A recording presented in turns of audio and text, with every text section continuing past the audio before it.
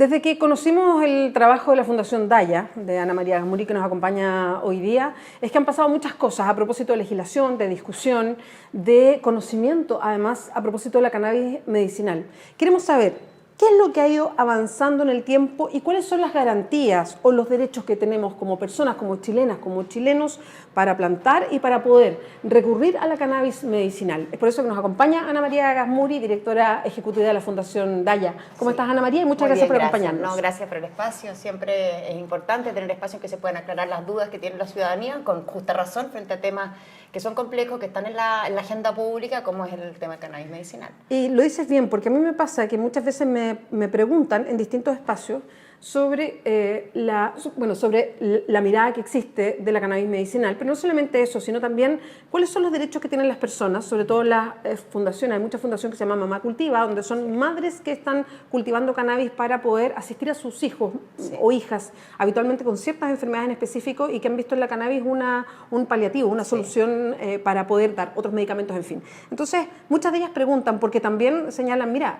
la ley nos puede amparar, pero pasa esto con la policía, con la fiscalía, entonces vamos por parte. ¿Qué es lo que dice la ley hoy día? Eso es súper importante, partir de cuál es el marco jurídico vigente que tenemos hoy. Hoy día lo que nos rige la ley 20.000, que es la ley de drogas en Chile, y que está orientada a perseguir todo lo que tiene que ver con el tráfico de drogas. Ese es el foco de la ley, no a perseguir a los usuarios.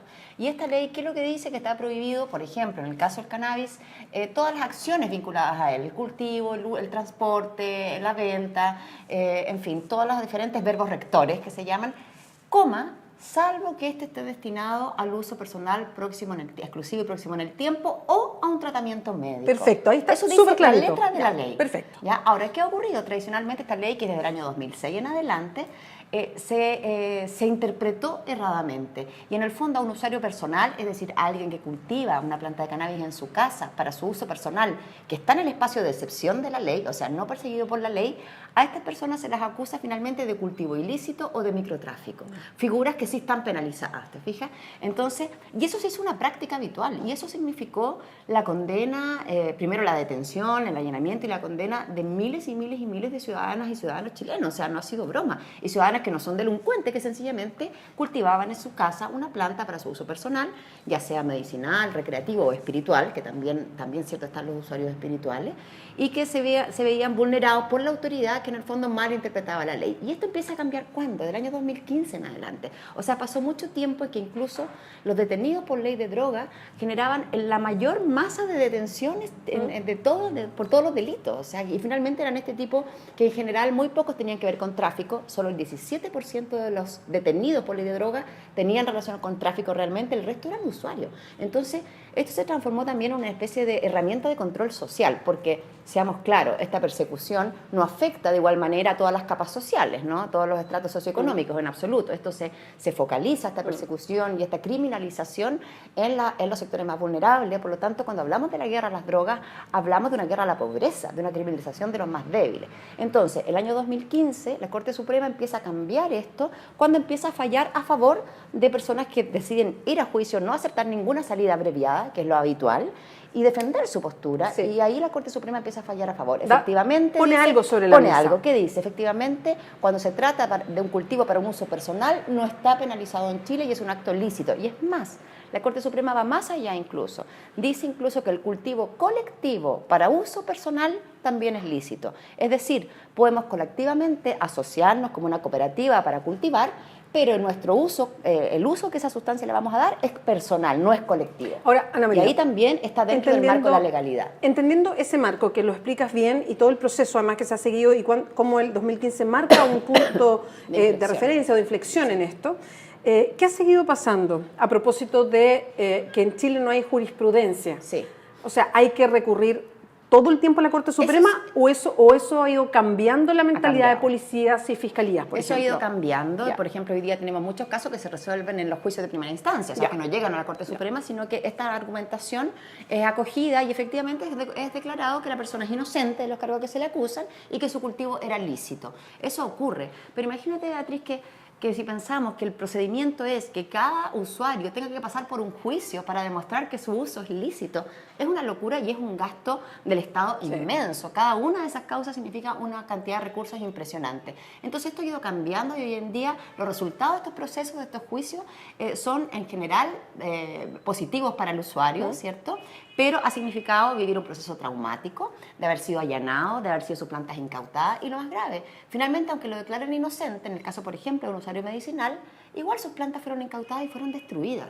Entonces, tenemos el problema de que aquí, curiosamente, la ley 20.000 tiene un aspecto que es inconstitucional, porque con la ley 20.000 tú eres culpable hasta que demuestres lo contrario. Entonces, se revierte la carga probatoria, la presunción de inocencia. El sistema hoy día no es al existe, revés. porque para todo el resto Exacto. es al revés, tú eres inocente hasta que el Ministerio Público demuestre lo contrario, acá no. Entonces, a pesar de que la ley permite este espacio, es verdad que tiene revertida la carga probatoria. Frente a esa realidad es que hoy día, afortunadamente, con una amplia mayoría se aprobó en la Cámara de Diputados la Ley Cultivo Seguro. ¿Qué es lo que es la Ley Cultivo Seguro?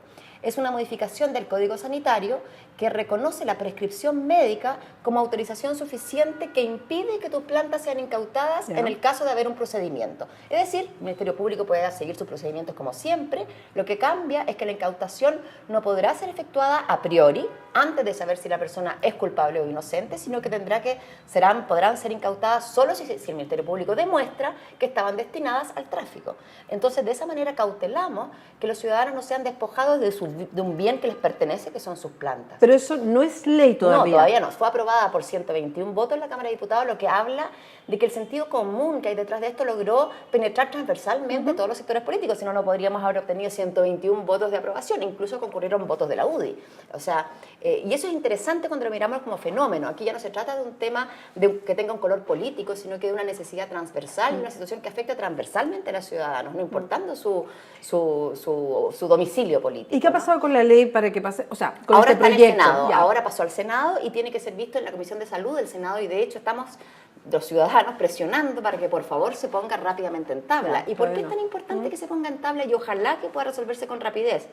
Estamos en septiembre, que es la fecha en que las personas comienzan a cultivar. Porque es la temporada, este es un cultivo cuando se hace en exterior, que es anual, que entre septiembre y octubre se cultiva y se cosecha entre marzo y abril. Entonces, este es el momento en que todos los pacientes empiezan a cultivar para hacerse de todo lo que necesitan para un año de tratamiento. Entonces, se sienten especialmente amenazados cuando existe todavía la posibilidad cierta de que llegue la policía, los carabineros, llegue PDI, de que llegue una orden de un fiscal, ¿cierto? Y que sean incautadas sus plantas. Y lo más increíble es que en este proceso me han acompañado a muchas familias que han vivido esta situación. De hecho, estuvimos este martes en el Centro de Justicia, justamente acompañando a un paciente que llevaba 2 años de un proceso que él cultivaba para su hijo, que tenía epilepsia refractaria, que tiene epilepsia refractaria. Fueron incautadas sus plantas, destruidas, y él estuvo 10 días preso, Beatriz. 10 días preso, un padre de familia, que no ha cometido ningún delito, que sencillamente estaba dando cannabis medicinal a su hijo con indicación médica. Entonces, este tipo de situaciones es lo que nos muestran la urgencia de la ley Cultivo Seguro. Y yo te iba a preguntar por lo mismo porque hay diferencias en lo que pasa, porque lamentablemente es así en Chile, ¿no? Entre lo que pasa en la mirada de Fiscalía y la Justicia entre Santiago y regiones, por ejemplo. Por supuesto. Por ejemplo, en ese sentido, una de las zonas críticas que hemos tenido como Fundación Daya es Chillán, porque el fiscal Fritz de Chillán es particularmente ensañado en contra del cannabis. Incluso en un momento era bien curioso porque es muy fácil imaginar que cualquier paciente Fundación Daya cultiva, porque esa es la manera en que los pacientes acceden. Y la gente no se oculta de que es paciente, al contrario, en Daya es un colectivo, en Chillán y Daya es un colectivo muy fuerte, con mucha participación ciudadana. Entonces, es casi como una casa de brujas dirigida a decir voy a llenar estas casas porque es evidente que voy a encontrar plantas. Ellos no lo niegan, ellos abiertamente dicen a la comunidad, yo cultivo la planta para mi hijo, yo cultivo la planta para mi madre. Entonces, ¿te das cuenta? Y hubo una persecución como bien particular y a principios de este año, en mayo más o menos, tuve la oportunidad de estar en Los Ángeles en un seminario que organizaron interinstitucional entre el Ministerio Público, la Fiscalía y la Defensoría, ¿cierto? No, perdón, entre la Defensoría, Ministerio Público, bien digo, y los magistrados.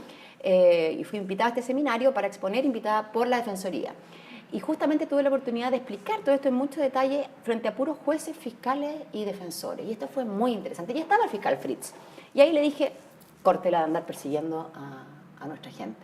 Por favor, pare con esta actitud, sobre todo después de lo que dijo acabamos algo, de ¿no? escuchar. ¿De vuelta? Sí, me dijo sí. Es que estábamos ahí con Alberto Cisternas, con el juez, ¿cierto?, de la Corte Suprema, que fue otro de los expositores, y con Pero Toledo. espérame, ¿y esto tiene que ver con desconocimiento profundo de la ley o también con una cuestión que es bien delicada? Pero también entra al campo de la justicia porque si bien se espera que en un país la justicia opere de esta manera, los jueces han reconocido que ellos también tienen un contexto, ¿no? Sí. Y tienen una mirada personal sobre las cosas. También. Entonces, también pasa eso, también aquí estamos viviendo un cambio de paradigma. ¿y también hay desconocimiento? También hay desconocimiento. Nos hemos encontrado con fiscales, por ejemplo, y con jueces que niegan absolutamente el uso medicinal, que dicen no existe tal cosa, eso es una mentira. Y aquí el coscorrón también va hacia el Ministerio de Salud. ¿Por qué? Porque a pesar de que nosotros informamos de esta situación hace mucho tiempo y a pesar de que en algunas partes se ha empezado a corregir, todavía en muchos sectores se usan los informes de salud que son iguales a uno que se hacía en el año 60, en el que se desconocía casi todo lo que se sabe hoy día del cannabis y que se dice en ese informe que no existen aplicaciones terapéuticas con el uso de esta planta. Ese informe está desactualizado, no tiene vigencia en ninguna parte del mundo y acá lo siguen usando como un insumo que permite al juez, que no sabe nada del tema, mirar esto y decir, mira, el Servicio de Salud dice que esto no tiene aplicaciones terapéuticas. Esto llevamos 2 años haciéndolo saber al Ministerio de Salud, diciendo que finalmente ese informe, que es responsabilidad de ellos, es lo que está condenando a personas. Ahora, entonces también es muy delicada esa situación. Ana María, y esto ya entrando más a lo que sucede a nivel más de base, de familias, de vecinos, en fin, y vecinas que miran esto con preocupación y que están con preocupación permanentemente cultivando. ¿Cuál es la recomendación a seguir a la hora de decir, mira, yo, y aquí apelando a una cuestión que es bien de principios y básica, que son a las libertades personales también, porque estamos hablando aquí de individuos, evidentemente no estamos hablando de tráfico, estamos hablando de personas que lo hacen para consumo, en este caso medicinal, yo podría pensar recreativo, en fin, pero son libertades personales. ¿Cuál es la recomendación a una persona que siente este temor, que no sabe bien qué hacerlo o cómo tomarse Son esto? bien claras, y de hecho nosotros en Fundación Daya tenemos un instructivo desarrollado. Qué bueno, eso en la página web. Sí, en la página web, lo pueden googlear, le poner un instructivo y van a saber exactamente qué hacer. Uno, por ejemplo, es tener sus plantas perfectamente identificadas, rotuladas con su nombre, con su root, porque uno de los problemas que ocurren muchas veces es que tú tenías 2 plantas y después te están acusando que tenías 5. Tener eso fotografiado, identificado como que es para tu uso personal, y si es para uso medicinal le pones uso medicinal y ojalá fijes fotográficamente tus plantas. Sepas cuántos son, se entienda cuál es el espacio en que están, ¿no? Entonces esa también es una defensa que tú vas preparando. Por otro lado, tener tu prescripción médica. Eso es importante también. Y el tercer paso importante es conocer tus derechos, conocer la ley. Esto que estamos hablando, estar empoderado y saber. ¿Y qué es lo que es importante? Si llegan la policía a tu casa, primero que nada pedirle la orden del fiscal. Esa orden puede ser verbal también y tú ahí vas a entrar en el espacio de no sabes si creerles o no que la tienen verbalmente, porque a veces ocurre que no la tienen, pero dicen que la tienen. Eso también ocurre. Tratar de pedir esa orden si no existe, y igual quieren entrar, jamás oponer resistencia que entren a tu domicilio, pero no firmes absolutamente nada. Esto que suena tan sencillo, que es como la parte así subrayada de todo lo instructivo, que lo repetimos majaderamente, la gente, al verse en una situación tan amedrentadora como que entra un operativo policial a tu casa y con el ímpetu con que te impelen a que firmes, la gente firma. Entonces, y eso es meternos en un problema tremendo. Si no firman, lo más fácil es declarar todo el proceso incorrecto y es mucho más, está en una mejor posición el usuario. Si no, tú estás garantizado. Tú estás accediendo a que hagan esa revisión, a que entren a tu casa. Entonces, eso es muy... Y aunque te digan, porque una de las cosas que ocurre, si no firmas se va a quedar preso todo el fin de semana. Si no, la gente... No crean, por favor, no firmen y comuníquese rápidamente con su abogado o con Fundación Daya, con los abogados que también lo podemos asesorar. Entonces, nosotros en Fundación Daya tenemos un convenio con la Defensoría Penal Pública. Entonces, este convenio nos permite saber qué abogado defensor se le asignó a un paciente y podemos ir orientando esa conversación, ir insumándolos también. Y por otro lado, tenemos peritos que son reconocidos por la Defensoría Penal Pública. Nuestra química farmacéutica, Alejandra Ahumada, y nuestro médico Diego Cruz son peritos de la Defensoría. Entonces, también ellos están a disposición para hacer el peritaje a favor de los pacientes. Entonces, créeme que desde nosotros como sociedad, como civil organizada, porque eso es lo que somos, hacemos y desplegamos nuestro máximo esfuerzo para garantizar los derechos ciudadanos. Y en ese sentido es que concurrimos a estos seminarios con los involucrados, con las policías, con el Ministerio Público. Hacemos todas las gestiones posibles tratando de visibilizar esta realidad, porque lo que pasa es que lo que hay todavía detrás es desconocimiento. Y esto generalmente termina cuando ese juez o ese fiscal le toca en lo personal. cuando tiene un tío, el compañero de oficina, la hermana, la mamá, el hijo Ya que de entra. pronto necesita y entra. Yo hoy día te puedo contar que en Fundación Daya tenemos muchas familias de funcionarios de ambas policías, muchas familias del Ministerio Público, jueces también, obviamente, y nombres bien connotados que evidentemente uno no los va a dar a conocer porque tiene que ver con la privacidad de los pacientes, al igual que muchísimos personajes destacados de todos los ámbitos de la vida nacional son pacientes de Fundación Daya. Tenemos un listado importante de notables, pero también de policías, de jueces, de periodistas. Entonces, de a poco esto ha ido cambiando la percepción, pero es un proceso en que mientras más empoderados estén los ciudadanos, las ciudadanas y ciudadanos, mejor van a poder exigir sus derechos. O sea, si se ven presas en una situación así, traten, por supuesto, de no ostentar, o sea, ojalá que no tengan las plantas colgando en el balcón, porque una de las causas más frecuentes por las que llegan las policías es por denuncia al vecino. De los vecinos. Y muchas veces eso obedece a una rencilla de vecinos y no tiene que ver realmente con el hecho de que estén cultivando. O incluso peleas de pareja, peleas matrimoniales, separaciones, y entonces que uno acusa al otro del cultivo. Ocurre muchísimo, mucho más de lo que uno se pudiera imaginar. Es bien impresionante, al momento de los conflictos se echa mano a cualquier herramienta como para poder... Entonces eso la gente tiene que saberlo, pero es importante que aprobemos la ley de cultivo seguro porque este espacio discrecional en que todavía actúan las policías y la fiscalía se termina con eso, siendo ya una ley de la República. Sí, absolutamente. Y confiamos que si nos fue tan bien en la Cámara de Diputados, no vemos por qué no vayamos a replicar ese mismo resultado, considerando que las fuerzas políticas igual son relativamente equivalentes, o sea que no tendría por qué ser muy distinto en ese sentido.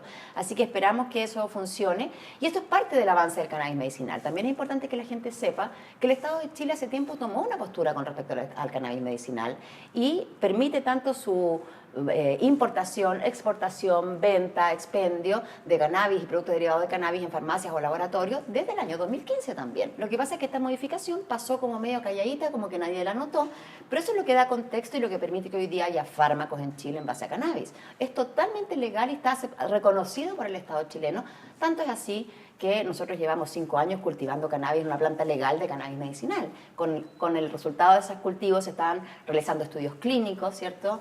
Que es como corresponden, diferentes patologías para seguir avanzando en el conocimiento.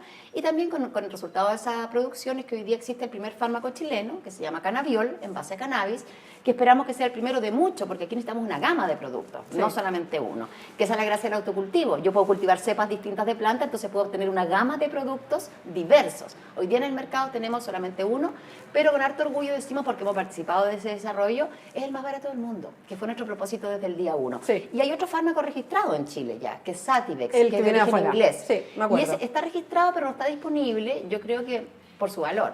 Más de $1 millón mensual cuesta, frente a, no sé, el producto chileno cuesta 45. O sea, esa es la proporción, y son productos similares. Yo te diría que es mejor el chileno, en términos de formulación.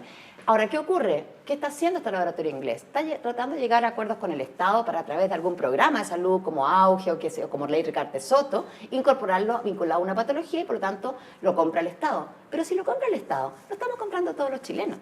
Entonces, entendiendo que es un escenario que es abierto y van a seguir llegando fármacos de otros países. Acaba de estar recién se instaló Canopy Grow, que es el productor más grande del mundo de cannabis, acaba de instalarse en Chile también para traer sus productos desde Canadá a Chile. Lo que pasa es que yo creo que tocas un tema que es bien interesante, que tiene que ver como con el negocio asociado o la posibilidad que una misma o uno mismo haga el cultivo. Claro. Y ahí uno le hace la contra a los laboratorios que también se van a apropiar un poco de esto. Por supuesto, lo interesante es también entender que los pacientes tienen que tener todas las opciones, porque si yo solo defiendo el autocultivo como vía de acceso, estoy negándole el acceso a montones de personas que no van a estar en condiciones por una razón, por temor justificado, por imposibilidad física. Pero interesante que se haga en Chile, interesante que además en estos momentos hay estudios médicos, yo conozco en distintas universidades que están haciendo estudios para diversificar y ampliar la mirada. Así es que, Ana María, muchas gracias por acompañarnos hoy día. No, gracias a ti. Bueno, y antes de cerrar, solo decir que también desde otros espacios seguimos trabajando no solo en lo que es cannabis medicinal, sino en una mirada más amplia, en una nueva política de droga.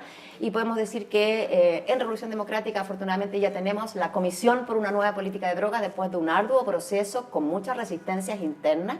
Y esto se viene a plegar al trabajo que Poder ya también está articulando con su Frente Canábico y que el Partido Humanista también está articulando, de manera de cuál es la idea, que toda esta fuerza, ¿cierto?, dentro del Frente Amplio, con una nueva mirada en política de drogas, podamos ser capaces de tener una propuesta legislativa que nuestra bancada pueda impulsar en el Parlamento, ya no solo de cannabis medicinal, sino haciéndonos cargo de la totalidad del problema para enfocar el tema de las drogas en Chile. Vale, muchas gracias por acompañarnos hoy día. Gracias a ti, Bea.